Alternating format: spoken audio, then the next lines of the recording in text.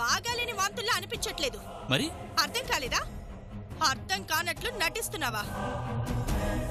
భార్య వాంతి చేసుకుంది అంటే అర్థం భర్తకు తెలీదా? మాట్లాడేది సూటిగా మాట్లాడు. ఇంతకన్నా సూటిగా ఏం మాట్లాడమంటావు? ఏ సావిత్రికి నీకు ఏ రిలేషను లేదా?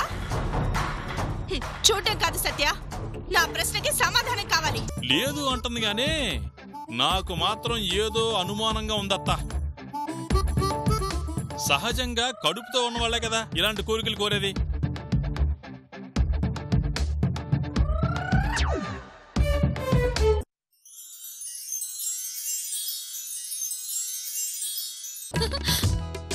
ఇదిగో బాబు పుడితే అచ్చం ఇలాగే ఉంటాడు. ఎవరికి పుడితే ఎవరికే ఉంది పిన్ని, ఎవరికి పుట్టినా సరే.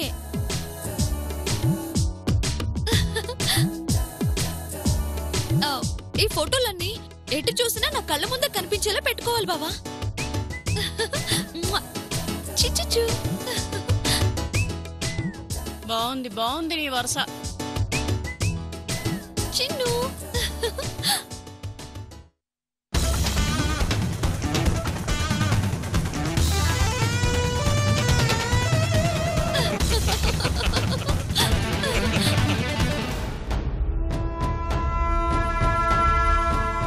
ఊర్మిళ, గదిలో కూర్చొని ఏం చేస్తున్నావమ్మా? బయటకొచ్చి చూడు సావిత్రి ఏం చేస్తుందో. అదేం చేస్తే నాకెందుకు? చేసేది నీ కొంప ముంచే పనే. ఒక్కసారి వచ్చి చూస్తే నీకే అర్థం అవుతుంది. ఏం చేస్తుంది? రా ముందు వచ్చి చూడు. చెప్తే వినే పిల్లవు కాదు, రా. బావా ఈ ఫోటో బాగుంది కదా. ఇదిగో ఈ 3 కలిపి ఒక ఫ్రేమ్ కట్టించు. అలాగే. ఇదిగో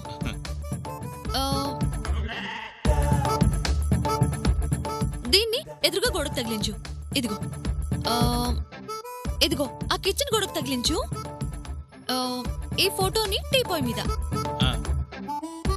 వీటిని మాత్రం డిజైన్ గా ఫ్రేమ్ కట్టించి బెడ్రూమ్ లో నిద్ర లేవగానే కనిపించేలా తగిలించు. తీసుకో బావా. ఇదిగో సావిత్రి, ఇంట్లో మనుషులంతా బయట తోసేసి ఇల్లంతా ఫోటోలు పెట్టేలా ఉన్నావుగా. గర్భంతో ఉన్నప్పుడు చిన్నపిల్లల ఫోటోలు ఇల్లంతా తగిలించి వాళ్ళని చూస్తూ వాళ్ళతో కబుర్లు చెబుతూ ఉంటే పుట్టే బిడ్డ కూడా అందంగా ఆరోగ్యంగా పుడతాడట.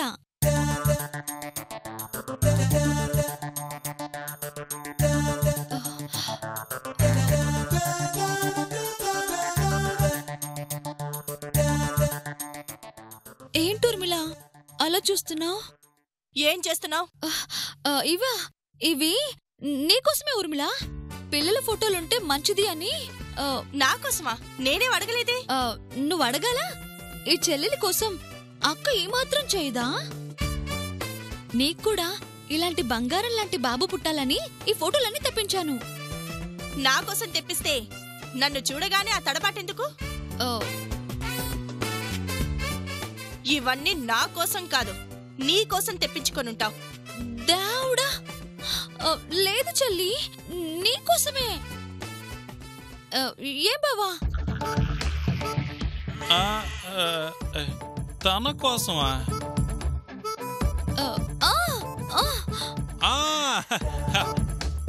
అవును కదా, నీకోసమే ఊర్మిళ, నీకోసమే.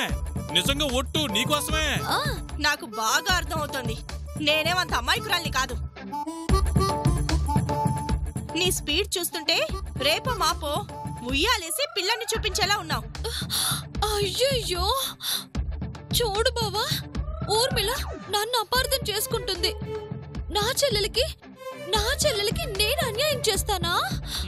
చేస్తానా అని అనుమానం ఎందుకు? నీ వాలకం చూస్తుంటే ఖచ్చితంగా చేసేలాగే ఉన్నావు. పిన్ని, నువ్వు కూడా. మీ సైగలు తడబాట్లు చూస్తుంటే నాకు బాగానే అర్థమైంది. అమ్మాయి ఊర్మిళ, పదా. ఎక్కడికి? నూనెలో పో పెట్టడానికి. ఏంటి? పిలిచినప్పుడు నోరు మూసుకొని రారాదు.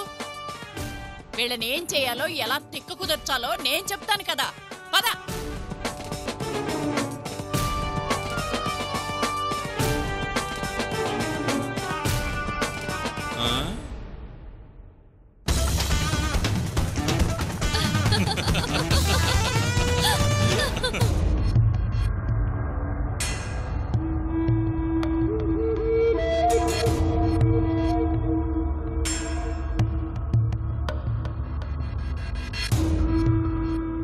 రాను దీని వేషాలు మరీ ఎక్కువైపోతున్నాయి. చాలా ఎక్కువైపోతున్నాయి. అవి ఇవి తినటమే కదా అనుకుంటే పిల్లల ఫోటోలు దాకా వచ్చింది. చూడబోతే అదేదో నీ కొంప ముంచేలాగే ఉందమ్మా. అది ముంచుతుంది, నువ్వు చూస్తూ ఉండు. దాని ఇష్టానికి అది రెచ్చిపోతూ ఉంది. మనం మాత్రం ఏమీ చేయకుండా అలా దాని చేష్టల్ని భరిస్తూనే ఉన్నాం. ఎందుకు ఊరుకుంటాం చెప్పు? ఊరుకోక చేసేదే ఉంది. దాన్నేదో చేద్దామని లోపలికి తీసుకొచ్చావు. ఆ విషయం మాత్రం మాట్లాడడం లేదు. వస్తున్నానమ్మా, ఆ విషయానికే వస్తున్నాను. అది ఆ కాయ ఈ కాయ తినడం, మనం ఏంటమ్మా అనడం. అయ్యో ఏం లేదు పిన్ని, అంతా నీకోసమే ఊర్మిళ అని అది కబుర్లు చెప్పడం. ఇవన్నీ వద్దమ్మా. మరేం చేద్దాం? మన అనుమానం ఏంటి? దానికి కడుపొచ్చిందేమోనని. అది అత్తింటుంది ఇచ్చేస్తుందని బాధపడే కన్నా నిజంగానే ఉంటే దానికి కడుపే లేకుండా చేస్తే పోలా. కానీ ఎలా? ఫ్రిడ్జ్లో బొప్పాయి పండుంది, వంటగదిలో కత్తుంది. కోసి నీటిగా ముక్కలు చేసి తీసుకొస్తాను. ప్రేమగా తినిపించావనుకో, దానికి మనం ఉంది అనుకున్న కడుపుని లేకుండా ఆ బొప్పాయి పండే చేస్తది. పర్లేదు పిన్ని, నీ బుర్ర మళ్ళీ ఫామ్లోకి వచ్చింది. అదెప్పుడు ఫామ్లోనే ఉంటుంది. కాకపోతే అవసరమైనప్పుడే ఆట ఆడుతుంది. వెళ్ళి బొప్పాయి పండు కోసి తీసుకొస్తానుండు.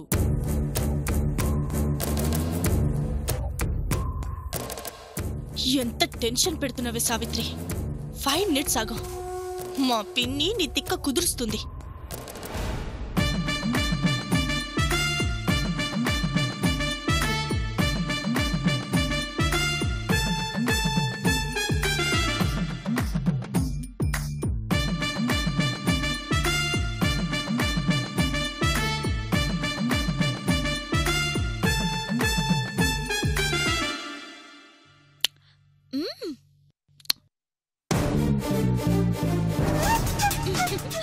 భలే ఉన్నాయి.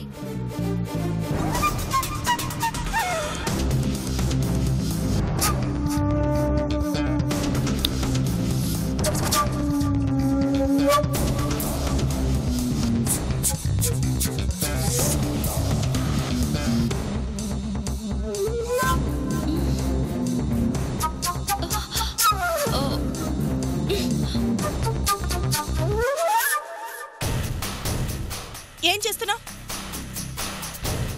అంటే అది ఏం లేదు ఊర్మిళ, ఏదో ఆలోచిస్తూ కూర్చున్నాను, అంతే అంతే. నేను చూశాను. దేవుడా, మర్యాదగా దాచిపెట్టుకున్నావు, బయటకు తీయమంటున్నానా?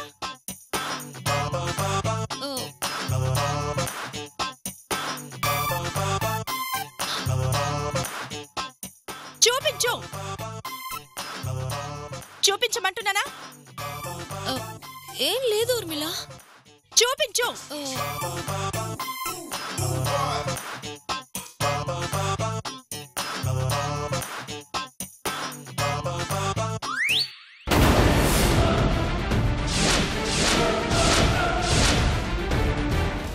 ఏంటివి? ఇవి ఏంటో నోరు చేదుగా అనిపిస్తే పుల్లగా ఏదైనా తినాలనిపించింది, అందుకని. కొత్తగా ఇప్పుడే ఎందుకు తినాలనిపిస్తోంది? ఏమో అలా తినాలనిపిస్తుంది, అంతే. పాపం తినాలనిపించుంటుంది. ఏం తినాలో తెలియక చింతకాయలు తింటుంది. కాని నోరు చేదుగా ఉంటే తినాల్సినవి అవి కాదమ్మా, ఇవి. బొప్పాయా? అమ్మో, నేను తినను పిన్ని, నేను తినను.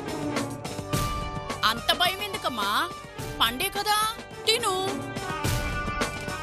అంటే అది ఓదూర్మిళ. చింతకాయ తినగా బొప్పాయి తింటానికేంటమ్మా? తిను, తినమ్మా. ఆహా, నేను తినను, నేను తినను. పండు తినడానికి భయపడతావేంటమ్మా? తినమ్మా. అమ్మో, ఆ పండు తింటే ఇంకేమైనా ఉందా? ఏమవుతుంది? ఏమవుతుందంటే అదేంటో చిన్నప్పటి నుంచి బొప్పాయి అంటే నాకు వాంతులవుతాయి. ఆ వాంతులు రాకూడదనే కదమ్మా ఈ ప్రయత్నం అంతా. తినమ్మా.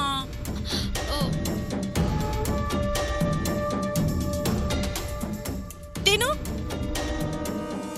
తిను.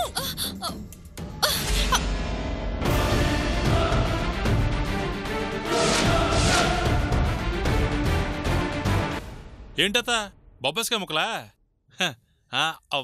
భలే ఉన్నాయా? మా సావిత్రిగా ఉండే ప్లేట్ మొత్తం ఖాళీ చేసిద్ది.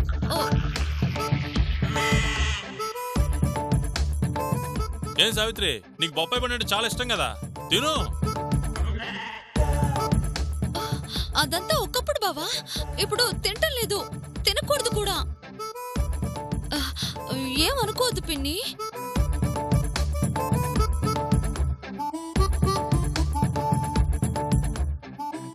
ఏంటి ఈ మధ్య మా సావిత్రి వింతగా ప్రవర్తిస్తుందే? బొప్పాయి తినకూడదంటుంది, చింతకాయలు మామిడికాయలు మాత్రం వదలకుండా తింటుంది. నా అనుమానమే నిజంలా అనిపిస్తుంది. దోట్టు తానంద జోజు అమ్ముకుందా.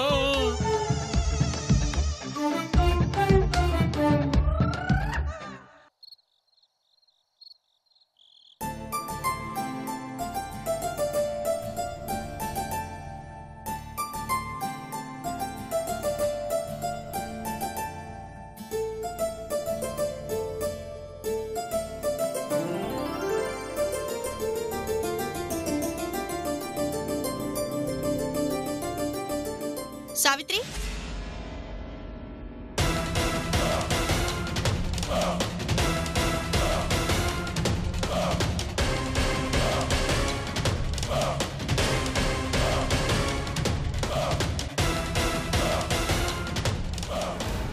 ఈ రోజు నుంచి ఈ గది నా గది కదా, మర్చిపోయావా? గదిలో పడుకుంటే ఏమన్నా అనుకోవడానికి, అడ్డమైన ప్రశ్నలు అడగటానికి నీ చెల్లెలు లేదు కదా. అయ్యో అవును కదూ, అలవాటు పడిపోయాను కదా, ఆ విషయమే గుర్తు రాలేదు. అందుకేగా నేను గుర్తు చేశాను. ఆ పాల గ్లాస్ ఇలా ఇచ్చి ఆ గదిలో వెళ్ళి పడుకో. అలాగే, నేను వెళ్ళి నా గదిలో పడుకుంటాను, నువ్వే ఈ గదిలో పడుకో. మర్చిపోయాను, ఏమీ అనుకో దుర్మిళ. పర్వాలేదులే, పాలివ్వు.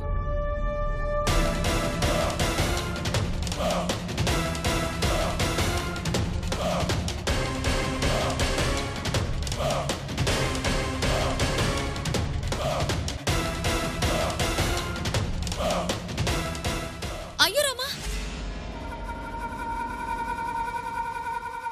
అన్నీ ఇలా మర్చిపోతున్నానేంటి?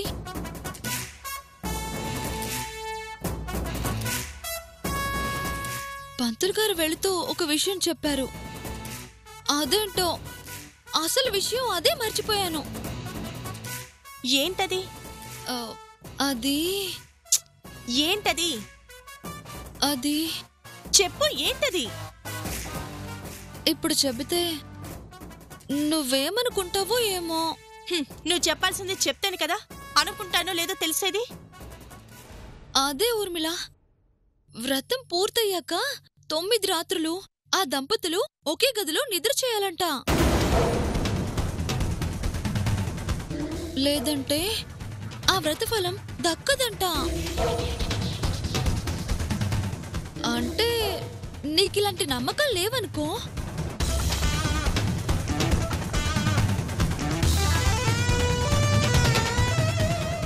కానీ సౌభాగ్యానికి సంబంధించిన విషయం, అది ఆయన ఆరోగ్యానికి ఆయుష్కి సంబంధించిన విషయం.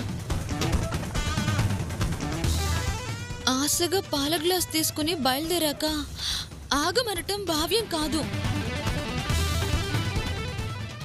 కానీ ఆయనకేమైనా పర్వాలేదని అనుకోలేం కదా.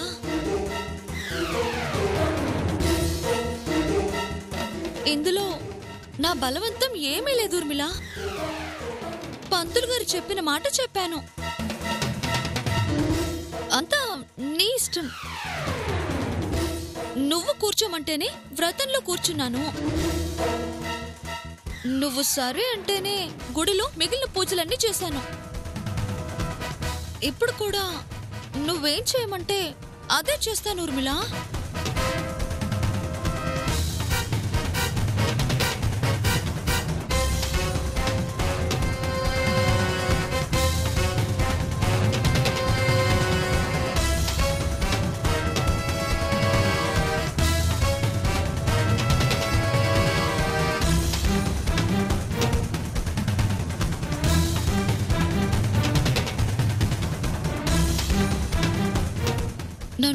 తప్పుగా అనుకో కూర్మిలా.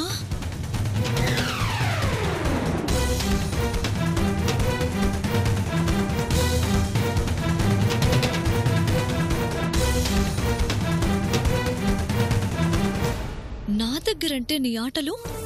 సావిత్రి ఇక్కడ ఫ్రమ్ ఘంటసాల.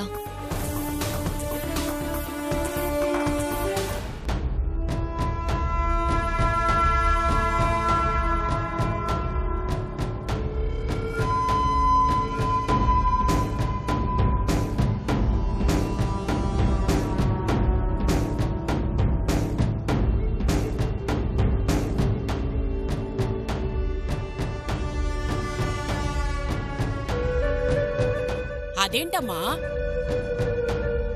ఇంతకు ముందేగా ఈ రోజు నుంచి ఆగది నాగదే అంటూ వెళ్ళావు, అంతలోనే గోడ కొట్టిన బంతిలా తిరిగొచ్చేశావు. విషయం చెప్పకుండా అలా చికాకు పడతావే? నువ్వే వచ్చావా లేక సావిత్రి పంపించిందా? ఎవరు తోడు లేకపోతే నీకు నిద్ర పట్టదని నేనే వచ్చాను. నువ్వు అలా వచ్చే రకం కాదని నాకు తెలుసులే గాని ఏంటి సంగతి? అది నన్ను ఆ గదిలోంచి ఈ గదిలోకి తోసిందంటే నీకంత ఆనందంగా ఉందా? ఏంటి, గదిలో నుంచి తోసేసిందా? పిన్ని, బయటది లోపల నువ్వు. నా ప్రాణాలు తీసేస్తున్నారు. మాట్లాడకుండా పడుకుంటావా లేదా? ఇది మరీ బాగుంది. ఉరివి మంగళం మీద పడిందని నా మీద పడతావే? ఏమైందమ్మా అన్నాను, అది తప్పేనా? నువ్వు కామ్గా పడుకుంటావా పడుకోవా? నేను పడుకోవాలి అంతేగా. Good night.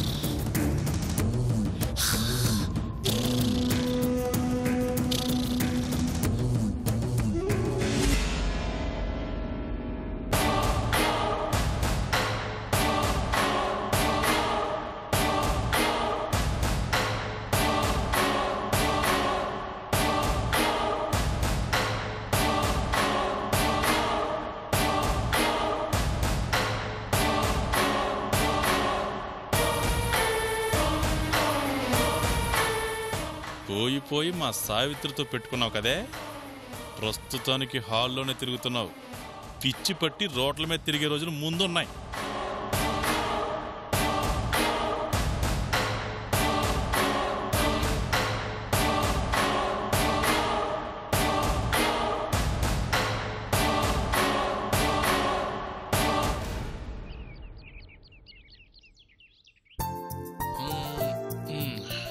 సావిత్రి, తమ్ముడు గారు ఇంకా రెడీ అవ్వలేదా? రెడీ అవుతున్నారు బావా, వస్తారు.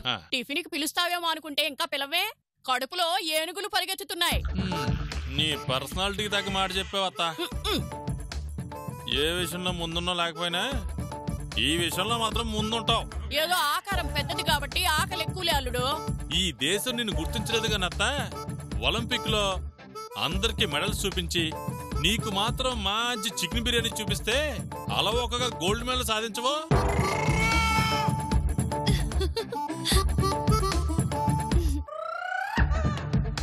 ఊరుకాలుడు, సగం నీ దిష్టే తగులుతుంది. దిష్ట? అది నిన్నేం చేయగలదత్తా?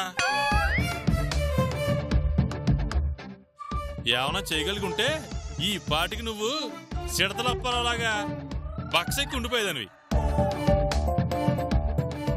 పోన్లే తమ్ముడు, ప్రమాదం గ్రహించి ముందే వచ్చారు.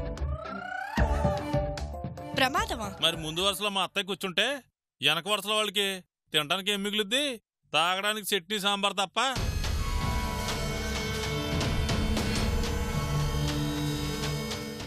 అత్తో, నీ కూతురికి నువ్వంటే ప్రేమే, నిన్నంటే కోపంగా చూస్తుంది.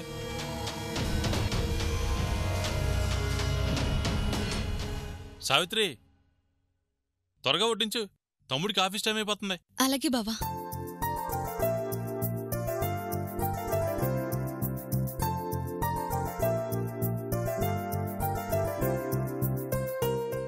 చాలు చాలు.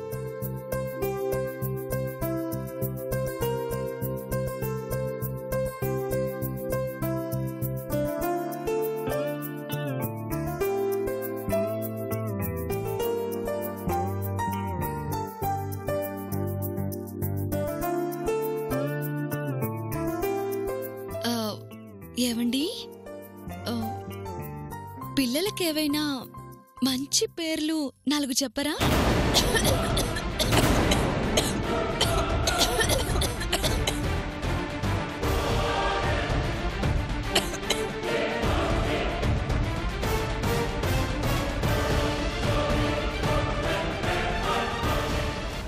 దేనికి సావిత్రి? పిల్లలకి పెట్టడానికండి.